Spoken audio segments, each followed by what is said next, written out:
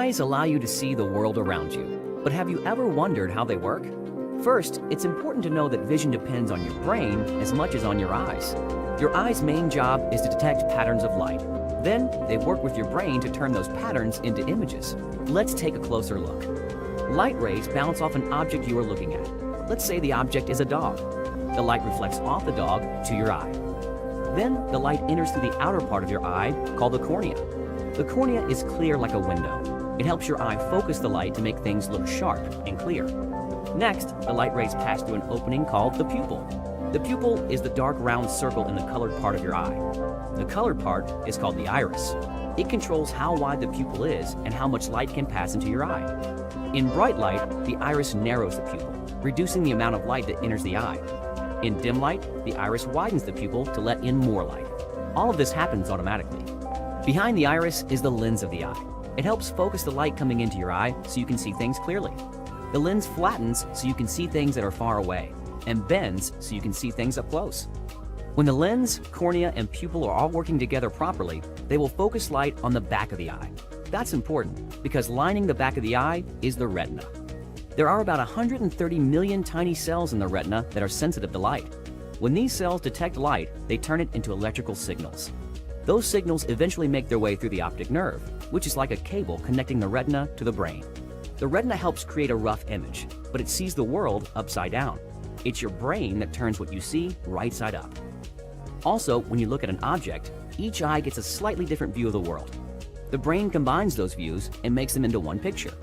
The brain also adds a lot of details to your vision, so that you can see complex shapes, movement, depth, and a rainbow of colors. And of course, the brain connects your sense of sight to things you already know, so that when you see a dog, you recognize it as a dog, and not a cat or a monkey. And that's how you're able to see.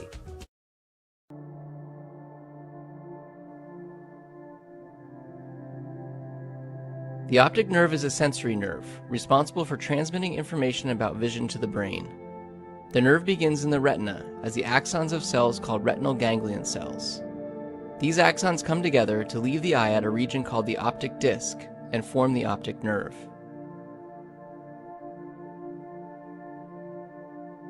The optic nerve leaves the eye and extends to a structure called the optic chiasm, where it meets the optic nerve from the other eye. At the optic chiasm, the optic nerve fibers carrying information from the sides of the retina closest to the nose cross over to the other side of the brain, while those carrying information from the sides of the retina closest to the temples remain on the side of the brain where they are. After leaving the optic chiasm, the nerve fibers are referred to as the optic tract. Most of the nerve fibers in the optic tract end in the lateral geniculate nucleus of the thalamus, and from there the information will be passed on to the visual cortex.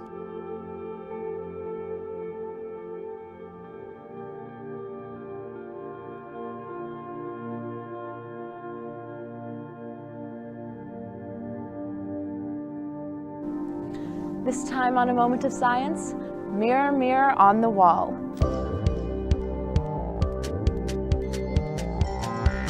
A moment of science.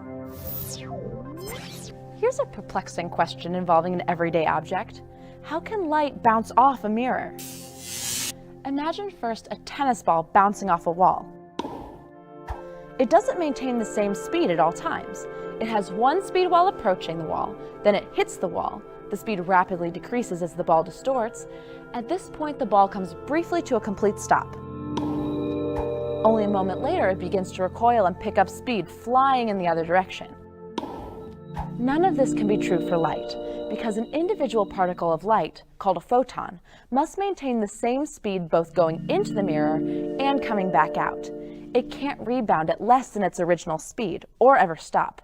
That's the rule with photons.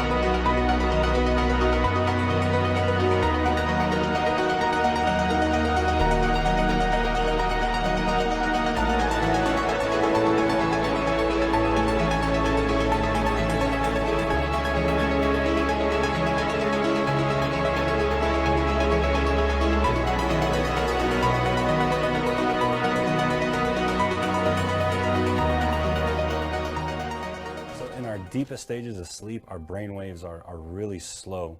But just because our brain is slow doesn't mean that we can't, let's say, have thoughts. Those thoughts can lead to actions while you sleep. You may think of something and you may say it, sleep talking. You may think of a place and you may walk there, sleep walking.